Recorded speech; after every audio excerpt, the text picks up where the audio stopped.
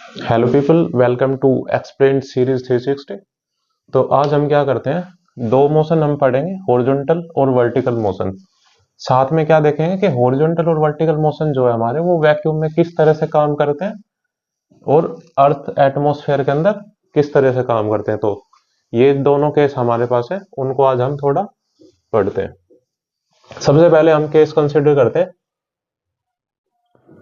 Earth atmosphere का। Earth atmosphere का हमने केस कंसिडर किया। अर्थ एटमॉस्फेयर के अंदर हम ले रहे हैं वर्टिकल मोशन।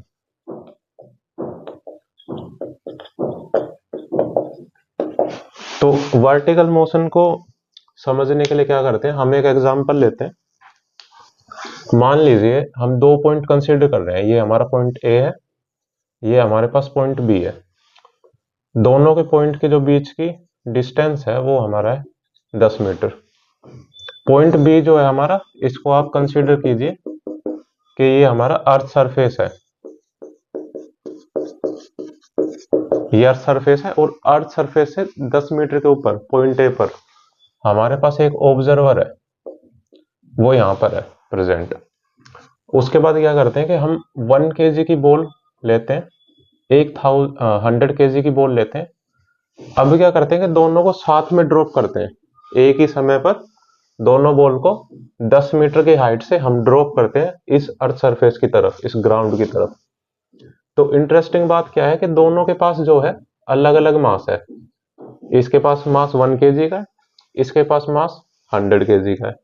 तो अब आप देखिए कि नीचे हमारे पास है अर्थ सरफेस, ऊपर हमारे पास है बॉल जो एक ऑब्जेक्ट की तरह है। तो यहां पर हम देख सकते हैं कि जो हमारा फोर्स लगता है, फोर्स जो है वो मास इनटू एक्सेलरेशन होता है। तो अभी आप देख, हम फाइंड आउट करेंगे कि जो अर्थ है वो अपनी तरफ किस फोर्स के साथ इन दोनों ऑब्जेक्ट को अट्रैक्ट कर रही है। तो बॉल वन की अगर हम बात करते हैं, बॉल वन का मास है 1 kg। एक्सेलरेशन जो हमारा होगा वो ग्रेविटी की वजह से होगा। एक्सेलरेशन ड्यू टू ग्रेविटी को हम एज्यूम कर लेते हैं कि वो हमारे पास 10 मीटर पर सेकंड स्क्वायर है। तो हमारे पास जो फोर्स आई है F1 बॉल वन के लिए, वो है 10 न्यूटन। तो आपने देखा कि बॉल वन को, जो 1 kg की बॉल है, 10 न्यूटन की फोर्स से अर्थ सरफेस जो है अपनी तरफ अट्रैक्ट कर रहा है बॉल वन को। इसी मैनर के अंदर जो हमारी फोर्स 2 है, मास जो है वो 100 kg है, acceleration due to gravity 10 metre पर सेकंड स्क्वायर है। तो आप यहां देखते हो कि 1000 न्यूटन की फोर्स यहां पर जो जनरेट हो रही है, वो 1000 न्यूटन की फोर्स जनरेट हो रही है जब हम दोनों बॉल को एक साथ ड्रॉप करें। तो 100 kg की बॉल के ऊपर जो फोर्स ऑफ अट्रैक्शन लग रही है due to the earth surface is 1000 newton. वहीं पर अगर 1 kg की हम बात करें तो सिर्फ और सिर्फ 10 न्यूटन की फोर्स लग रही है। तो अभी आपने देखा कि जो फोर्स ऑफ अट्रैक्शन है हमारा, वो इतना है। यहाँ पर 1000 न्यूटन है और इधर है हमारा सिर्फ 10 न्यूटन। अभी क्या किया है, ये हमारे पास जो है ये ऑब्जर्वर वन है हमारा। तो ऑब्जर्वर वन क्या करता है, दोनों बॉल को साथ में लेता है और एक साथ ड्रॉप करता है। बिल्कुल एग्जैक्ट एक ही टाइम पर दोनों बॉल को साथ में ड्रॉप करता है। तो ये क्या पाता है, ये देखता है कि दोनों बॉल जो है वो एक ही टाइम पर ड्रॉप हुई है, एग्जैक्ट एक ही टाइम पर। ये जो हमने फोर्स कैलकुलेट की थी कि जो फोर्स ऑफ अट्रैक्शन था कि अर्थ का सरफेस इतनी फोर्स के साथ इसको अट्रैक्ट कर रहा है, 1 kg की बॉल को 10 न्यूटन के साथ, यहाँ पे 1000 न्यूटन के साथ अट्रैक्ट कर रहा है 100 kg की बॉल को। तो ये देखता है कि ये जो हमारी फोर्स ऑफ अट्रैक्शन है वो यहाँ पर मायने ही नहीं रख रही है।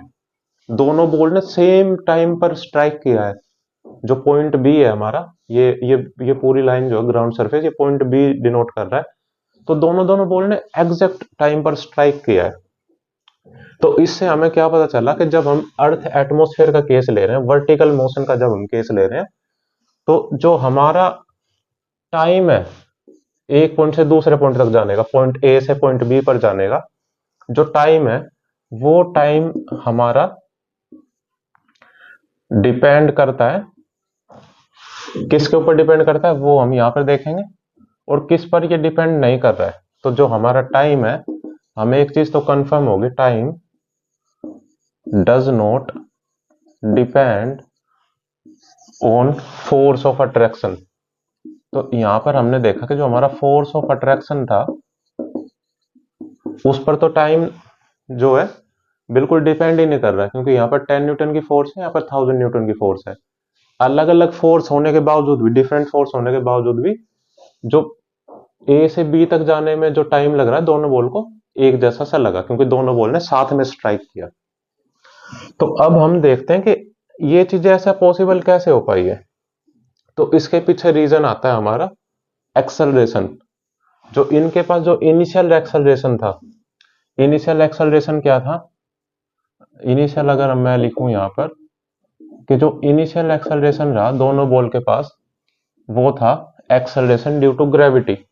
ये दोनों बॉल को स्टार्टिंग में 10 मीटर पर सेकंड स्क्वायर इस एक्सेलरेशन के साथ में ड्रॉप किया गया था, क्योंकि फ्री फॉल का केस बन गया ये, इनको बिल्कुल हम जस्ट ड्रॉप कर रहे हैं 10 मीटर की हाइट से।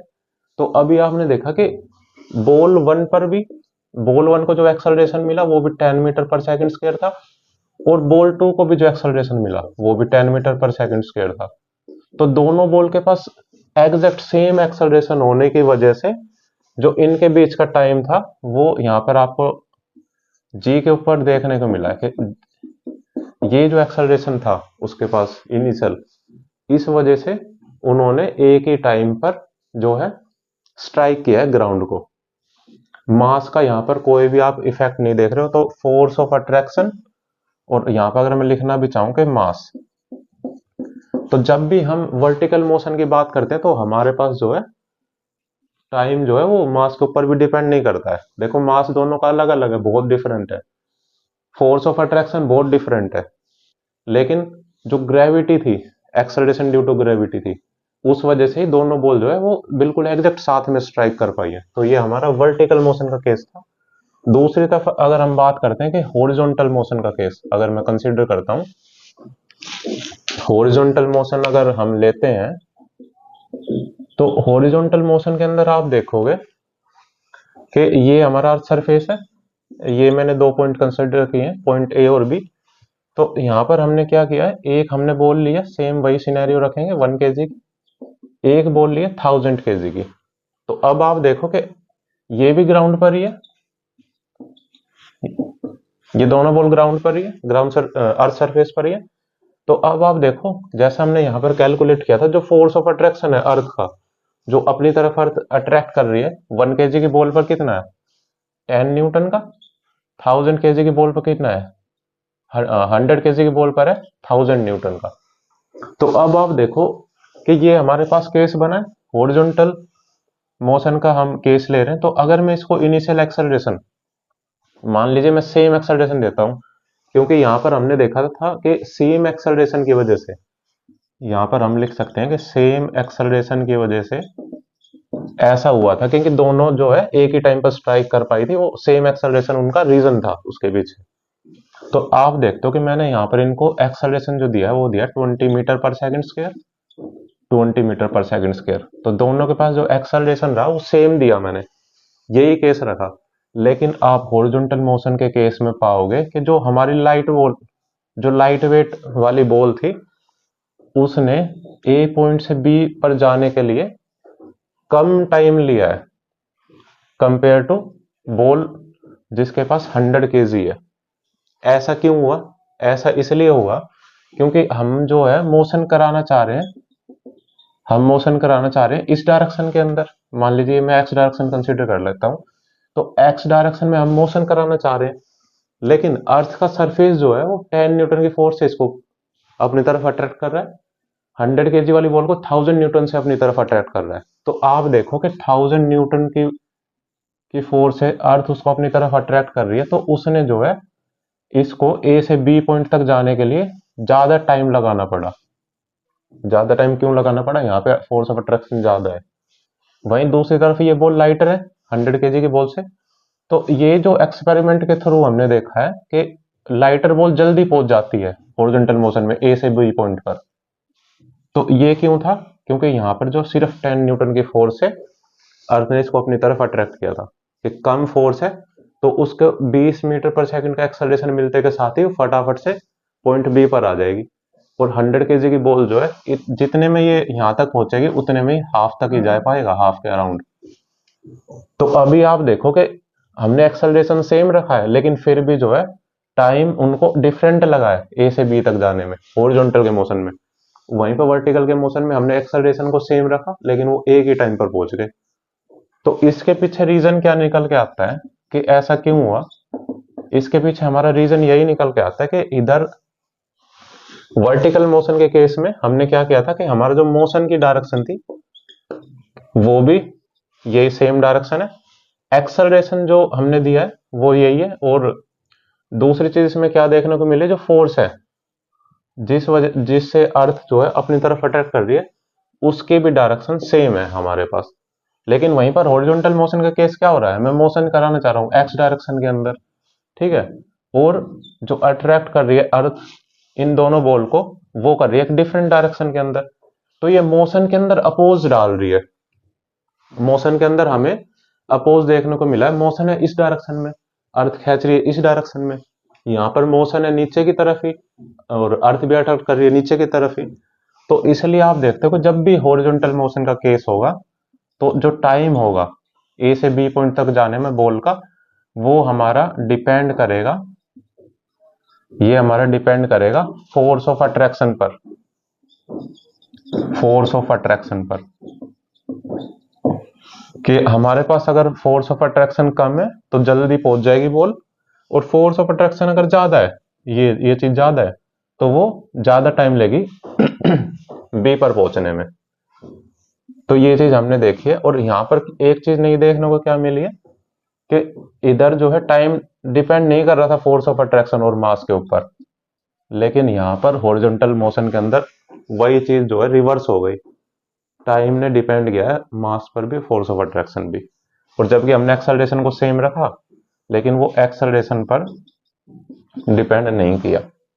तो ये हमारा केस था जब हम अर्थ एटमॉस्फेयर को कंसीडर कर रहे हैं और वर्टिकल मोशन पढ़ रहे हैं और हॉरिजॉन्टल मोशन पढ़ रहे हैं। दूसरी तरफ हम बात करते हैं कि जो हमारे पास केस है वैक्यूम का। तो वैक्यूम के अंदर आप देखते हो कि मेरे पास मान लो कोई भी ए ऑब्जेक्ट है, तो अगर मैं उसको कुछ भी एक्सेलरेशन दे देता हूँ, इनिशियल एक्सेलरेशन में उसको 50 मीटर पर सेकंड स्क्वायर का अगर दे देता हूँ, तो आप देखते हैं कि उसी एक्सेलरेशन के साथ में वो मूव करता रहता है। और सेम केस आपने ये देखा है बिल्कुल एग्जैक्ट। अगर मान लो यहाँ पर मेरे पास मैं डिफरेंट बॉल ले लेता हूँ, ये 1 kg की बॉल है, एक 100 kg की बॉल है, तो आप देखते हो वैक्यूम का केस हम देख रहे हैं, ये अगर मैं दोनों को सेम एक्सेलरेशन देता हूं तो वैक्यूम के केस में उनको ए पॉइंट से बी तक जाने में सेम टाइम लगेगा। चाहे मेरे पास यहाँ पर 1000 kg की बॉल होगी, अगर उसके पास भी एक्सेलरेशन सेम है, 1 kg की बॉल है, 100 kg की बॉल है, 1000 kg की बॉल है, अगर तीनों का एक्सेलरेशन सेम है तो आप देखोगे मास के ऊपर डिपेंडेंसी नहीं है वैक्यूम के अंदर, वो ए पॉइंट से बी पॉइंट तक जो है एग्जैक्ट बराबर टाइम में पहुंचेंगे। तो उसके पीछे रीजन क्या है? उसके पीछे सेम यही वाला रीजन है वर्टिकल मोशन का, जो कि अर्थ एटमॉस्फेयर का है, कि एक्सेलरेशन जो है सेम है और मोशन की डायरेक्शन भी सेम है। तो इसलिए जो है सिर्फ वैक्यूम का केस जो है मोशन का एग्जैक्ट सेम होता है अर्थ एटमॉस्फेयर के वर्टिकल मोशन की तरह, एग्जैक्ट सेम चीजें आपको देखने को मिलेगी, एक जैसी चीजें होती हुई दिखेंगी। लेकिन जो हॉरिजॉन्टल मोशन का केस है बस वो एक डिफरेंट चीज रखता है अपने साथ, क्योंकि उसमें एक फ्रिक्शन जैसी चीजें आने लगती हैं, जैसा कि हमने देखा है। कंक्लूजन वाले पार्ट में अगर हम देखते हैं कि जो हम अर्थ एटमॉस्फेयर जब हम कंसीडर कर रहे हैं, वर्टिकल मोशन का जब हम केस ले रहे हैं, तो जो टाइम डिपेंडेंसी है ए से बी पर जाने की, पॉइंट ए से पॉइंट बी तक ट्रेवल करने की टाइम डिपेंडेंसी जो है वो हमारी डिपेंड किस पर कर रही थी? वो हमारी डिपेंड कर रही थी कि उन दोनों ऑब्जेक्ट का एक्सेलरेशन जो है वो सेम होना चाहिए। एक्सेलरेशन पर डिपेंडेंसी है यहाँ पर पूरी अर्थ एटमॉस्फेयर का केस है, वर्टिकल मोशन का केस है, सेम एक्सेलरेशन होगा तो ही वो सेम टाइम लेंगी ए पॉइंट से बी तक जाने में। दूसरी चीज क्या थी कि जो मास वाला फैक्टर था कि दोनों का डिफरेंट मास था, तो आपने देखा कि जो मास है, मास फैक्टर जो है बिल्कुल काम नहीं कर रहा है। हमने डिफरेंट डिफरेंट बॉल ली थी अलग अलग मास की, लेकिन वो सेम टाइम पे स्ट्राइक कर रही थी ग्राउंड को। तीसरी चीज क्या निकल के आई कि जो फोर्स ऑफ अट्रैक्शन था, फोर्स ऑफ अट्रैक्शन जो था अर्थ के बीच और जो हमारी बॉल थी उन दोनों के बीच में different different force of attraction था, तो वो भी डिपेंड नहीं करा। तो जब हम आगे बढ़ते हैं हॉरिजॉन्टल मोशन की तरफ, अर्थ एटमॉस्फेयर का ही केस है, हॉरिजॉन्टल मोशन की बात है, तो यहाँ पर हम देखते हैं कि जो डिपेंडेंसी है ए पॉइंट से बी पॉइंट पर जाने की, और डिफरेंट अगर हम मास ले रहे हैं, तो आप देखते हो कि इधर डिपेंड करता है हमारा फोर्स ऑफ अट्रैक्शन। यहाँ पर मास जो है, मास पर डिपेंड करेगा ये टाइम। दूसरा किस पर डिपेंड करेगा, फोर्स ऑफ अट्रैक्शन, कि अगर उस ऑब्जेक्ट और उस अर्थ सरफेस के बीच में अगर फोर्स ऑफ अट्रैक्शन कम है, तो वो जल्दी पहुंच जाएगा ए से बी पॉइंट में, हॉरिजॉन्टल का केस में। तो यहाँ पर आपने देखा कि मास पर डिपेंडेंसी भी आ गई है फोर्स ऑफ अट्रैक्शन की वजह से। तीसरा केस यहाँ पर क्या होता है कि हमने सेम एक्सेलरेशन दिया था जब हमने हॉरिजॉन्टल मोशन का केस डिस्कस किया था, तो सेम एक्सेलरेशन देने के बाद भी, सेम एक्सेलरेशन देने के बाद भी जो हमने दो बॉल कंसीडर की थी 1 kg की और 100 kg की, वो डिफरेंट टाइम पे हिट कर रही थी पॉइंट बी को, सेम एक्सेल देने के बावजूद भी। यहाँ पर सेम एक्सेलरेशन था, यहाँ पर सेम एक्सेल देने के बावजूद भी जो उन्होंने टाइम लिया है ए से बी तक ट्रेवल करने में, वो डिफरेंट था। तो इसलिए हॉरिजॉन्टल मोशन का केस जो है वहां पे मास की डिपेंडेंसी मिलेगी, फोर्स ऑफ अट्रैक्शन की मिलेगी। देखो ये कैसे डिफरेंट है दोनों दोनों मोशन।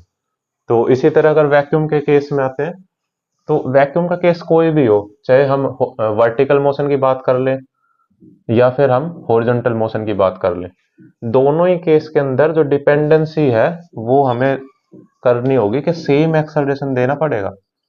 जितनी भी हम बॉल कंसीडर कर रहे हैं उन सभी बॉल को अगर आप सेम एक्सेलरेशन देते हो, बेशक उनका डिफरेंट मास रखो, कितना ही डिफरेंट मास हो, एक 1 kg की बॉल है, एक 1000 kg की बॉल है, एक 10,000 kg की बॉल है, वो ए पॉइंट से बी पॉइंट पर चाहे वर्टिकली हो या फिर हॉरिजॉन्टल हो, कोई भी मोशन हो, वैक्यूम के केस में वो डिपेंडेंसी रखेगी अपनी एक्सेलरेशन के ऊपर।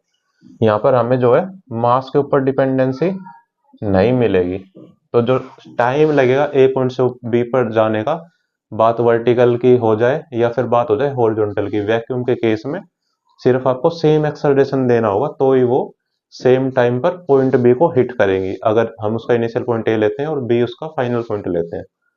तो ये हमारा केस था वर्टिकल मोशन का, हॉरिजॉन्टल का, और वैक्यूम और अर्थ एटमॉस्फेयर कैसे चीजें एक दूसरे से अलग काम करती हैं। और अभी हमें सिमिलरिटी क्या देखने को मिली है वैक्यूम में, कि जो हमारा वर्टिकल मोशन है ये केस और वैक्यूम के दोनों केस, तो यहाँ पर आपको दोनों देखो तो सिमिलरिटी देखने को मिली है, सेम एक्सेलरेशन वहां पर काम कर रहा है, यहाँ पर भी सेम एक्सेलरेशन देना पड़ रहा है, मास पर डिपेंडेंसी नहीं है, यहाँ पर भी मास पर डिपेंडेंसी नहीं है।